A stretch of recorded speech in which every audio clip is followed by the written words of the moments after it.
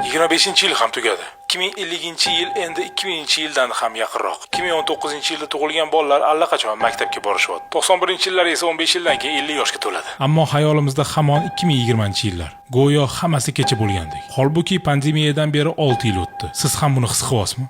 Go'yo hamma narsa tezlashib ketgandek. Dunyo oldinga qarab yuguryapti. Biz esa hatto orqaga qarashga ham ulgurmayapmiz. Trendlar, ma'nolar, hatto o'zimizga yeta olmayotgandekmiz. Texnologiyalarchi, avvalgisiga ko'nikib ulgurmasizdan keyingisi chiqyapti. Bilasizmi nimani angladim? Ota-onamni tushunishim osonlashdi. Ilgari men ularga smartfon ishlatishni o'rgatardim. Hozir esa o'zim ham har safar paydo bo'ladigan yangi servislarni o'zlashtirishga ulgurmayapman. Ba'zan ularga hatto havas qilaman. Ularni bolaligi ijtimoiy tarmoqlarsiz, yoshliklari asosiy narsani qo'ldan boy berib qo'yamiz degan qo'rquvlarsiz, kattalik davri doimiy poygasiz o'tgan. Bizda esa yangilanishlar, marafonlar, muddatlar, inqirozlar va tobora kuchayib borayotgan xavotir, depressiya, yolg'izlik va biz hatto tanimaydigan, ehtimol hech qachon ko'rmaydigan odamlarga ergashib yugurish. Va faqat bitta narsa o'zgarmay qoladi. Vaqt. Hech qachon ortga qaytmaydigan vaqt.